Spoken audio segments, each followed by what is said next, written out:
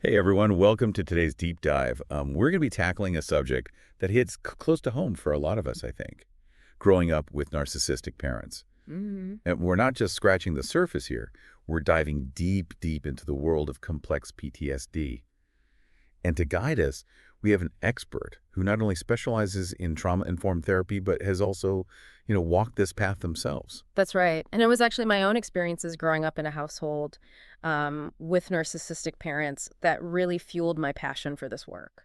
It's so interesting because I think we often think of experts as these, kind of distant figures removed from the very struggles that they're helping others overcome. Right. So to have you here bridging that gap, it's Yeah. incredibly valuable for our listeners. Well, thank you. To start, can you tell us a bit about what led you to become a psychoanalyst specializing in this very specific area? I mean, did you always know you wanted to go in this direction? Not at all, actually. It was really through my own healing journey that I realized the profound impact of, those early childhood experiences. See, as a child, you don't have the blueprint for what normal is. Right. And it's often through years of reflection and, sometimes therapy that the pieces kind of start to fall into place. That makes a lot of sense I because you don't know what you don't know. Right. Exactly. So when did those first kind of inklings of something's not quite right start to emerge for you? Hmm.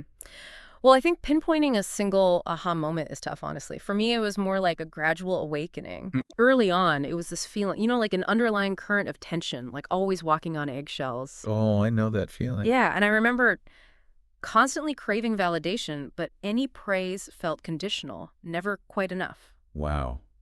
That feeling of constantly needing to earn approval is something I think a lot of people, even those without this specific background, can relate to. Yeah.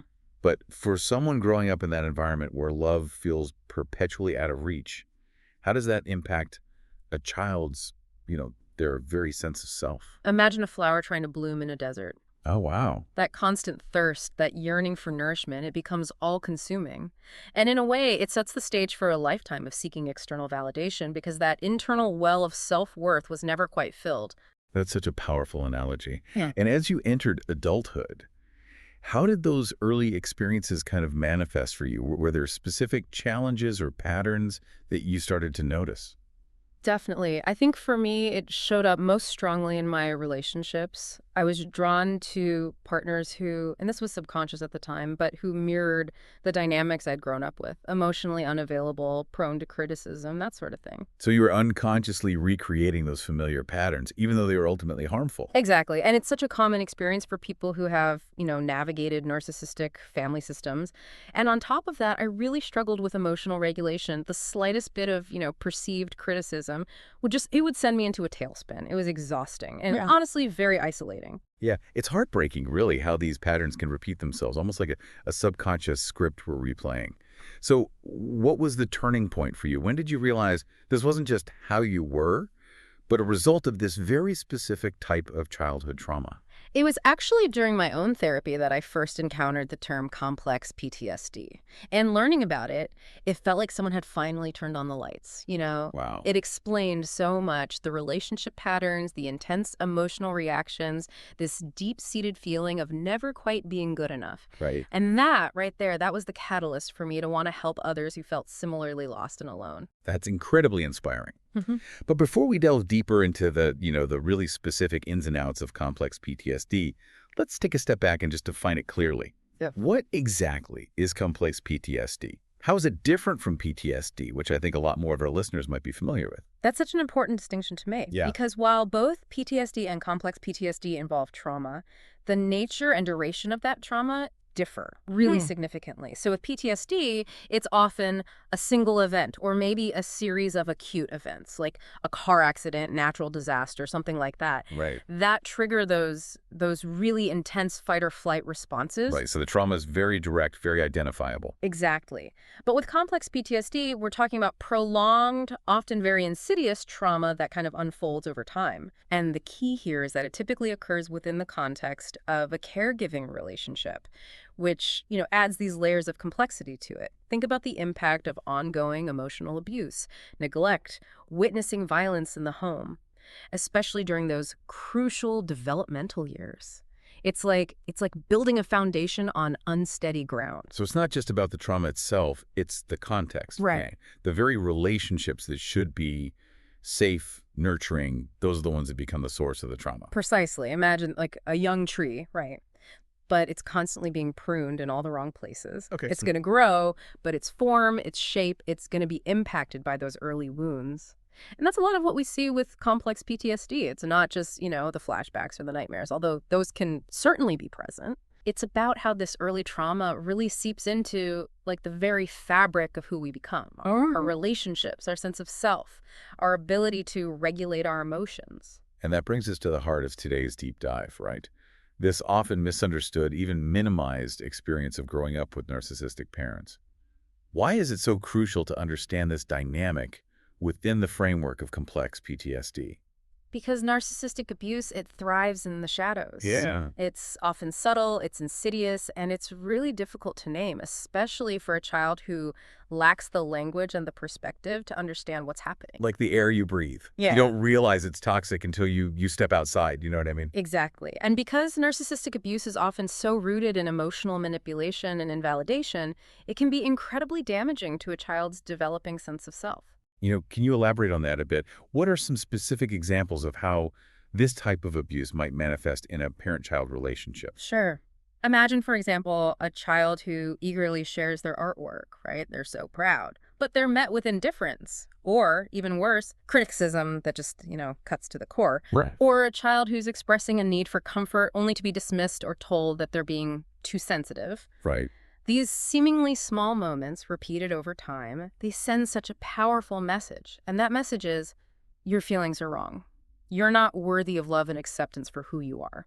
And that message, internalized over years, it can become like a deeply ingrained belief system. Yeah, absolutely. It can lead to a really chronic sense of self-doubt, a fear of being, found out as flawed or unworthy. And very often, those early wounds, they play out in our adult relationships. That's what I find so fascinating about this whole concept of trauma. It's not just a past event, it's something we carry within us, often unconsciously, shaping our present and our future. It's like an invisible script that we just keep replaying, often with different actors, Right. but the same painful themes. And one of the most common themes that we see with this type of trauma is difficulty forming secure, healthy attachments. Right. Can you tell us more about that? Why is it so challenging for someone who's grown up in this environment to navigate the world of relationships? Well, remember that flower we talked about earlier? The one starved for nourishment? It's going to be so desperately drawn to any sign of moisture, even if it's a mirage. Oh, wow. And similarly, someone who's grown up with narcissistic parenting may find themselves caught in this cycle of seeking love and validation from people who are emotionally unavailable or even abusive. So it's almost like they're trying to recreate that early dynamic, hoping for a different outcome this time around. Yes, and this is where the concept of trauma bonding comes in. It's this intense, often addictive attachment to someone who is emotionally unsafe because on a subconscious level, it feels familiar. It's like that saying, we're drawn to what we know, even if what we know is ultimately harmful. It's a survival mechanism, really. Our brains are wired to seek out connection, even if it's with someone who reminds us of our early caregivers. We might also see patterns of like people-pleasing, difficulty setting boundaries, or a constant need for external validation. Yeah. All of these kind of stem from that deep-seated belief of, I am only lovable when I am pleasing others. It's like they're stuck in that childhood role, always trying to earn love and approval that never quite feels attainable. And as we know, awareness is the first step toward healing. Yeah. So for our listeners who are just starting to recognize these patterns in themselves, what would you say are some of the initial steps they can take on their journey toward healing and breaking free? It's like you said, you're finally kind of turning the lens inward and acknowledging the impact of those really early experiences, but without judgment. Right. But knowing is just the first step, right? Yeah. What comes after that? Yeah. How does someone actually begin to heal from this type of, deep-seated trauma? It's a journey. Right.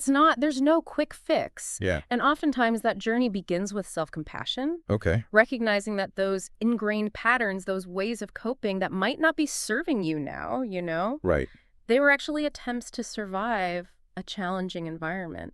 So it's about shifting from that what's wrong with me to Yeah. what happened to me. Exactly. That's powerful. It's about understanding the why behind the what. Mm-hmm. And that's where, Therapy can be incredibly beneficial. I, of course, am drawn to psychoanalysis because I think it provides such a useful framework for exploring those deep-seated beliefs, relational patterns, and yeah.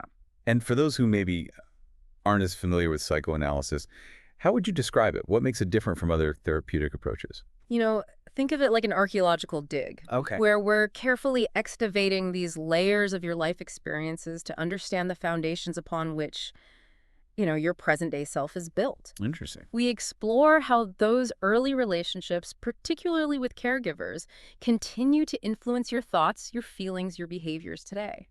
So it's not just about managing the symptoms, it's about uncovering the root system. Brassily. Yeah. And that process of unearthing and understanding can be deeply, deeply liberating. It allows you to start making conscious choices to rewrite those old scripts that are no longer serving you. That makes a lot of sense. Yeah. But healing from complex PTSD, it's not just about, talk therapy, right? Mhm. Well, what are some practical tools or practices that someone can start implementing in their daily lives to kind of regain that sense of agency and maybe manage those really, really intense emotions? Absolutely. One of the most, I think, powerful tools is mindfulness. Okay. Whether it's meditation, yoga, or even just spending time in nature, I find those can be so grounding. Yeah. These practices can help you to reconnect with your body, learn to regulate your nervous system, which is so key. So you're essentially calming that fight or flight response that's been on high alert for so long. Exactly. It's about creating a sense of safety and grounding within yourself. Another really crucial practice is setting boundaries. Mm-hmm. Learning to say no, to protect your energy, prioritize your own needs. Which I imagine can be so difficult, especially for someone who's, they're wired for people pleasing. hmm Any advice on how to even start with that? Start small. Yeah. Identify one boundary that you want to set and commit to it. And remember, saying no to something that doesn't serve you, it's actually saying yes to yourself. Yeah. It's about reclaiming your power. What a fantastic reframe. hmm And, you mentioned resources earlier. Are there any books or websites or anything that you often recommend to those who are, maybe just starting their healing journeys? Yeah, absolutely. The Body Keeps the Score by Bessel van der Kolk is phenomenal. Oh, yeah, I've heard of that. It's a great resource for really understanding the profound impact of trauma on both the body and the brain. And then for practical strategies, Complex PTSD, From Surviving to Thriving by Pete Walker, that offers some really invaluable insights and tools. Excellent. We'll be sure to include links to those in the show notes for our listeners. So as we're, kind of wrapping up this deep dive here, is there one final takeaway, a parting thought that you want to leave our listeners with? What's the one thing you wish more people understood about complex PTSD? You are not alone. And healing is possible. It's a journey, yes, but it's one filled with hope and the potential for, I think, profound transformation. Wow. Remember, you're worthy of love, belonging, and joy. Such powerful words to end on. Thank you so, so much for sharing your expertise and insights with us today. Of course, it was my pleasure. And for our listeners, remember to check out those resources. Until next time, take care.